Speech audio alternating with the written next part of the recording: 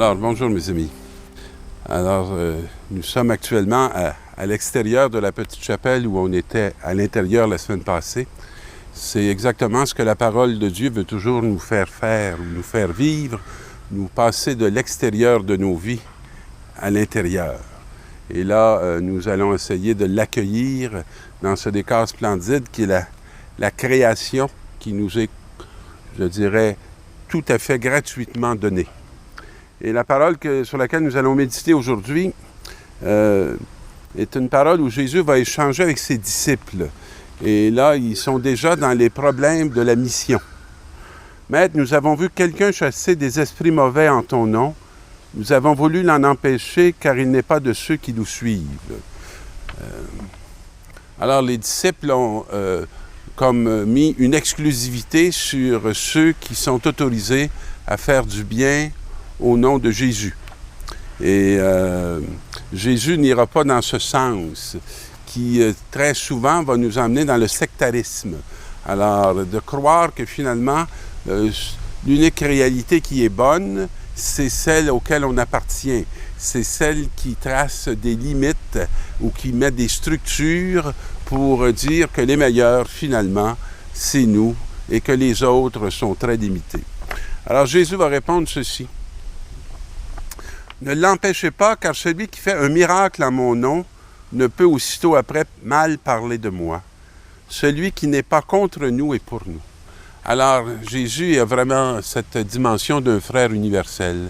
Alors, il n'est pas du tout inquiet que le bien se fasse et qu'il vienne par une autre avenue que celle qu'il aurait immédiatement lui-même tracée. Alors, il a cette capacité de reconnaître la présence de son Père ou de l'Esprit dans des personnes qui sont à distance ou qui ne sont pas de sa barque, de sa première barque. Et celui qui vous donnera un verre d'eau au nom de votre appartenance au Christ, amen, je vous le dis, il ne restera pas sans récompense. Alors, il démontre aussi que l'accueil des disciples dans ce qu'ils sont a aussi une valeur dans le royaume de Dieu et que cette récompense, elle ne sera pas nécessairement donnée par celui qui va recevoir le verre d'eau, mais elle sera donnée par celui qui est constamment à l'affût de faire que sa vie soit partagée en abondance. Et celui qui entraînera la chute, un seul de ces petits qui croient en moi, vaudrait mieux pour lui qu'on lui attache un coup une de ses meules que tournent les ânes et qu'on le jette à la mer. Ça, c'est une autre dimension excessivement importante. C'est toute celle du scandale. Celui qui, par sa manière d'être, par sa manière de faire, par son approche, va scandaliser, va fermer les portes du royaume à un petit enfant. Le Seigneur nous dit, il vaudrait mieux pour lui qu'il soit jeté avec une meule dans la mer étant le lieu où repose le mal, la meule étant celle qui va nous amener au fond du mal. Alors, il y a quelque chose de plus profond encore que le fond du mal. Il y a cette coupure qui est faite pour que l'enfant ne puisse pas entrer dans le royaume. Et le Seigneur nous interpelle beaucoup pour nous dire que la conversion est une réalité qui est très exigeante, mais la conversion, c'est ce qui permet qu'on ne entre pas les autres dans ce scandale qui les condamnerait à une vie moindre. Alors nous avons la responsabilité, nous sommes les gardiens de nos frères. Et si ta main t'entraîne nos péchés, coupe-la. Vous comprendrez bien qu'il ne faudrait peut-être pas saisir dans le sens immédiat cette parole-là. Coupe-la, ça veut dire coupe-toi de ce qui est mal. Coupe-toi de ce qui conduit ta main à faire le mal. Il vaut mieux entrer estropié dans la vie éternelle que d'être jeté avec les deux pieds dans la géhenne. Alors, c'est des images excessivement fortes qui nous amènent à être responsables de tous ces biens que nous avons et à donner la première place au royaume. Et si ton œil t'entraîne au péché, arrache-le. pense que dans une société comme la nôtre, avec toute la multiplication des images, avec tous les accès très faciles à ce qui nous perd, ce qui nous détruit, cette parole est très importante. Il vaut mieux que tu arraches ton regard. Il vaut mieux que tu te transformes.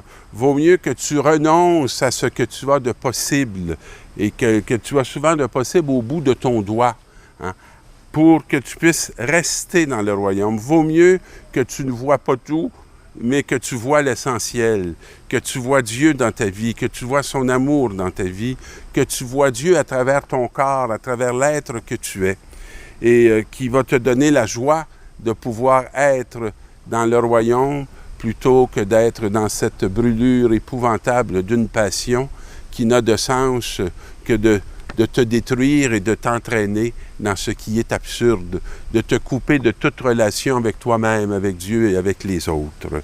Et c'est un feu, hein, cette géhenne, là où le ver ne meurt pas et où le feu ne s'éteint pas. C'est une géhenne qui nous amène dans ce que moi j'appelle souvent la maladie mentale. Parce que on ne peut pas être quelqu'un qui chemine constamment dans le mal et garder cet équilibre et cette santé du corps et de l'esprit. Et dans ce malheur, je dirais, qui est de cette maladie, elle est là de façon incessante et nous tourmente. Alors que le Seigneur, ce qu'il veut pour nous, ce n'est pas le tourment, mais c'est la vie en abondance. On va retrouver dans l'Ancien Testament ces thèmes. Le Seigneur descendit dans la nuée pour s'entretenir avec Moïse, puis il va prendre une part de l'Esprit qu'il va faire répandre sur la communauté. Mais il y a deux frères qui ne sont pas là pendant ce partage, et les disciples vont courir pour dire à Moïse, il y en a qui actuellement sont en train de prophétiser, et ils n'étaient pas avec nous. Et Moïse va avoir cette ouverture que le Seigneur a dans l'Évangile en disant « Si tout ce peuple pouvait devenir un peuple de prophètes ». Et je pense que par la grâce de Jésus-Christ, c'est l'appel que nous avons reçu parce qu'à notre baptême, on nous invite à recevoir l'onction sainte qui nous consacre comme prêtres, prophètes et rois. Et dans la lecture de Jacques, on va nous parler des gens riches. Pleurez, lamentez-vous, car des malheurs vous attendent, les gens riches. Vos richesses sont pourries, vos vêtements sont mangés des mides, votre or et votre argent sont rouillés. Il faut comprendre que ce sont des images et que ce qui est pourri, en soi, ce n'est pas les richesses, c'est la vie qu'on se donne de vivre avec les richesses qu'on a, parce qu'on n'est plus possédé par l'argent que nous-mêmes nous possédons cet argent. L'argent, elle est là pour être mis au service de l'avènement d'un royaume. Elle peut être partagée, elle peut être donnée, elle peut être celle qui va nous donner des moyens pour révéler à nos frères et à nos sœurs leur dignité, celle qui va pouvoir abriter ceux qui sont sans abri et vêtir ceux qui sont nus. Alors, demandons cette semaine au Seigneur, dans notre marche, dans notre cheminement avec lui, de pouvoir être non pas ceux qui s'enferment dans des sectes, non pas ceux qui scandalisent, mais ceux qui renoncent à beaucoup pour entrer dans le royaume de Dieu. Bonne semaine.